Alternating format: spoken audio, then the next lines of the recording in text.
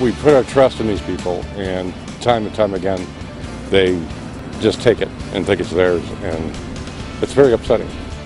It's a trend we're seeing all too often. Your tax dollars ending up in the wrong hands. So how can you protect yourself?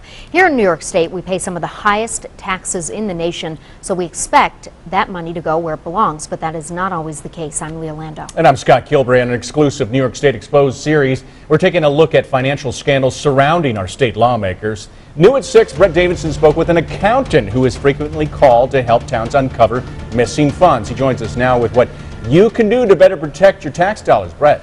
Scott and Leah, it is your money, but too often the people entrusted with it are using it for their own personal gain.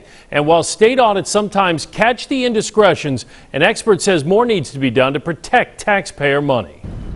For 6 years, police say Sandra Riley was pocketing public funds in Cohocton. As the elected town clerk, she collected everything from tax payments to dog license fees. I don't think you could have found one or two people in this town, if that could have said a bad word about her or her integrity. But last month, Riley pled guilty to stealing more than $36,000 in taxpayer money. Jack Ziegenfuss is Cohocton Town Supervisor. And the common denominator here is that one person had the ability to control too many aspects of the transactions from beginning to end. It's a problem we see all too often.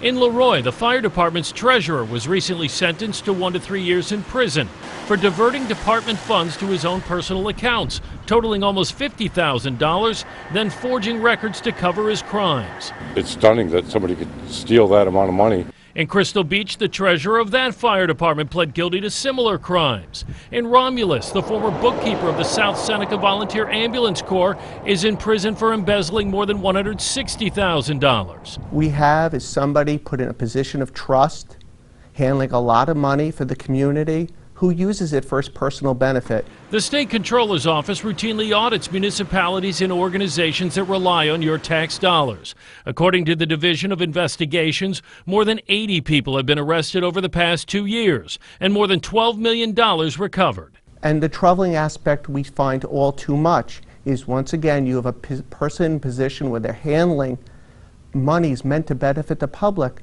with no checks and balances, and nobody watching the bank. So what can be done to better protect your tax dollars? We went to a forensic accountant for answers. Most cases, it's probably a lack of segregation of duties, which means there's really not, they have overlapping duties within the organization. So they're in charge of doing too many things without strong oversight. James Marasco is with EFP Rotenberg.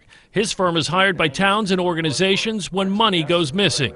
He says something as simple as a second pair of eyes can help prevent fraud. There could be a lack of oversight. There could be someone in a supervisory role but may not be doing that role. There could be boards in some of these organizations, especially nonprofits. They're not taking as active of a role as they should in helping safeguard the organization. Marasco says routine audits and having a second signature on checks are some other added controls, making the temptation to steal less inviting.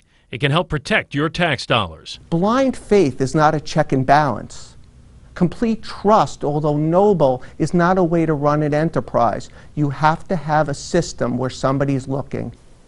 Here's what you can do about it. If you suspect fraud at the state or local level, there is a number you can call. Contact the State Controller's Investigations Unit.